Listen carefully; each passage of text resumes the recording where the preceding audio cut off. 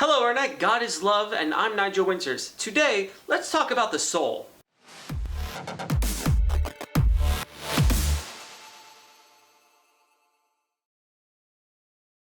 So we're about to embark on a remarkable journey where I am going to attempt to synthesize Christian teaching on the soul with philosophical thought experiments. I leave it up to the viewer to reflect and pray and discuss with their priest or pastor the arguments I present here today. Also, I'm not a theologian, so I'm definitely going to have a list of resources down in the doobly-doo for you all to read. And because I'm not a theologian, take all my statements with a grain of salt. I'm not really here to preach or proselytize or make any arguments of that kind. Rather, I'm just trying to spur on discussion. Ready? Let's do this. When you think about the soul, you probably think of it as the innate you-ness, that which separates you from everyone else. Not only that, but your soul is what separates you and distinguishes you from plants and animals and innate matter. C.S. Lewis described 3 different kinds of souls that each contain the last. There's the vegetative soul, which nourishes and gives life, the sensitive soul, which feels and reacts, and then the rational soul. This 3-layer thinking is very much in line with thousands of years of understanding of the human mind. We have that base rawness that comes with being alive, a more emotional center, and then a rational, logical mind. Now let me ask you a question. Do you have a soul, or are you a soul? In reality, both and neither. There's an often misattributed quote which goes, "You do not have a soul, you are a soul. You have a body." To many Protestants, this basically encapsulates the relationship between the body and the soul. In philosophy, this is known as Cartesian Dualism, the separation of the mind and body. For C.S. Lewis, Catholicism, and orthodoxy, this is a bit too simple of a reduction. As C.S. Lewis said, an image and apprehension are in organic unity. So for a Christian are the human body and human soul. Things are a little bit more complicated in orthodoxy because orthodoxy, the soul does not merely dwell in the body, but is expressed by the body, which itself, like the flesh or heart, corresponds to our ego, that is identity, to the way in which we realize life. Cause orthodoxy. Finally, in Catholicism, the unity of soul and body is so profound that one has to consider the soul to be the form of the body, i.e., it is because of its spiritual soul that the body made of matter becomes a living human body. Spirits and matter in man are not 2 natures united, but rather their union forms a single nature. So for most of traditional Christianity, the soul and body are too intrinsically tied together to be really considered separate entities. Basically, you don't have a body and you don't have a soul, but you are a body and you are a soul. Okay, so that was some interesting headspace, but right now I want to move us out of the realm of theology and move us into the realm of secular philosophy. But first we need to establish something, and it's the only thing we're going to assume from here on out.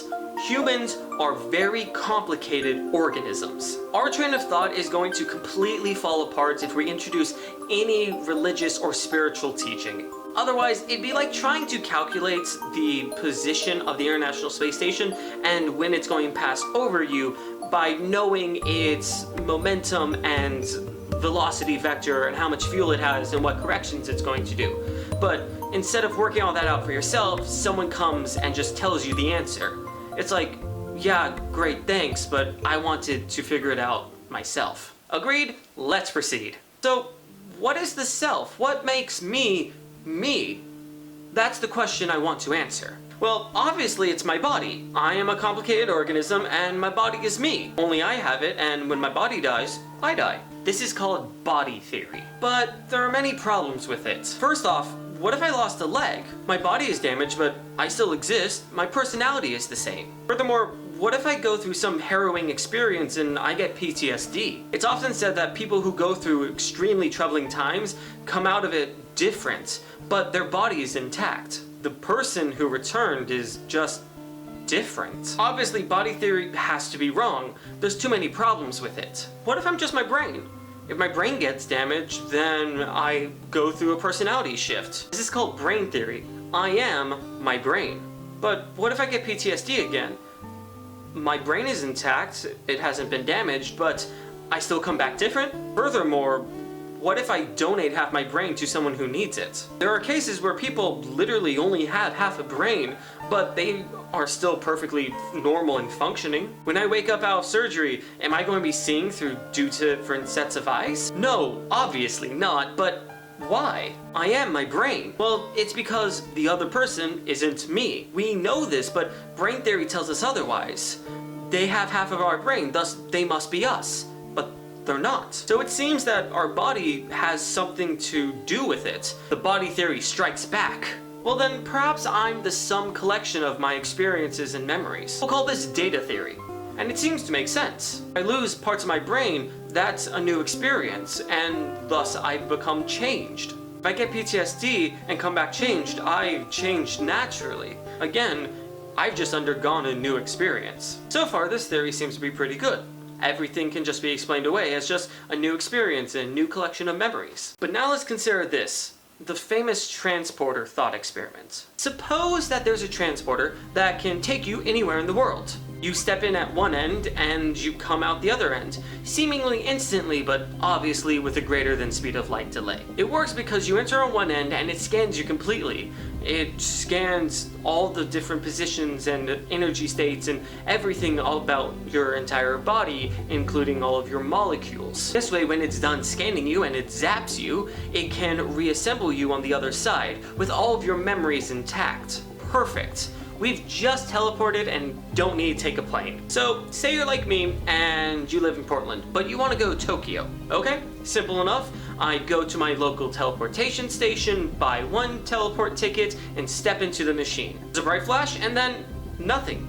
You're not in Tokyo. Much to your surprise, you're still in Portland. You step out and you talk to the attendant and you complain that there must be something wrong with the machine. You're supposed to be in Tokyo, but you're still here in Portland. The attendant says that you are mistaken and shows you footage of someone who looks remarkably exactly like you in Tokyo, talking with the attendant and walking out of the building. That's impossible. You're still here in Portland, right? The attendant looks embarrassed and tells you that for legal reasons, you have to go back into the departure chamber and be zapped apart. Legally, the teleportation worked. You're in Tokyo. That's madness, you say. That's murder. You're not in Tokyo. You're here in Portland. They can't just zap you apart. That'd be killing you. Aha, the return of the body theory. If we were just information, we would agree that that person in Tokyo is us. But obviously, they're not us. We're still here in Portland, and they're now trying to murder you. Some people might now try to argue that what if we modify our teleportation thought experiment a little bit? What if when you get zapped, all of your atoms then are teleported and physically moved from Portland to Tokyo, and you get reassembled in Tokyo? Never mind the fact that you might as well just take the plane because it's going to take just as long in this case. If it's just our atoms and our data that make us who we are, then we can put body theory to sleep. But this is where the ship of Theseus awakens. The ship of Theseus is a famous question which asks, say you have a boat and you lovingly take care for it, and as a piece of it fails, you replace it with a new piece. Eventually, you have to replace every single piece of your boat. Now the question is it still your boat? Or yet, if you take all the pieces that failed and reconstruct them into an obviously not seaworthy but still a boat, which of the two is actually your boat? Because you see, science tells us that every 5 years, every single atom in your body gets replaced. It seems that we're sort of in a quandary here. What is the soul? It's actually here that the ship of Theseus can offer us a new hope of sorts. Continuity theory. Say that the ship is being replaced slowly and over time, but at every point in time, it's still the same ship. It's had a self-contained continuity. If we had a picture of your grandfather when he was 5 and when he was 75, we would know that it's the same person in both pictures. But how can this be? The person in the picture of the 5-year-old and the person in the picture of the 75-year-old, they have very different bodies, very different minds, very different sets of experiences. But we know that they're the same person. Body, brain, and data theory would all say that they're different people, but they're not. Continuity theory agrees with us because the people in the photographs have a shared continuity. the 5-year-old over time turned into the 75-year-old. Imagine we were aliens composed of energy and we could look out at the world and look at it at a matter point of view, like specifically be able to track and measure every single atom. We would see humans as a weird collection of atoms which sometimes takes in atoms and sometimes loses atoms. But it's never the same set of atoms all the time. Perhaps it would seem strange to us energy aliens that humans are really just a form that requires a certain amount of atoms at any given point in time. Plus, we would say that humans are merely ideas that atoms make manifest. It's this last insight that I really want to cling on to. The idea of continuity as an idea made manifest. We share a continuity with our past self and with our future self. Our soul then is just an idea that's continuously being expressed in our bodies. To me at least, this idea seems to match the Catholic and Orthodox understanding of the soul quite well. We consider our souls to be immortal, and if we think of our souls as an idea, that makes a certain kind of sense.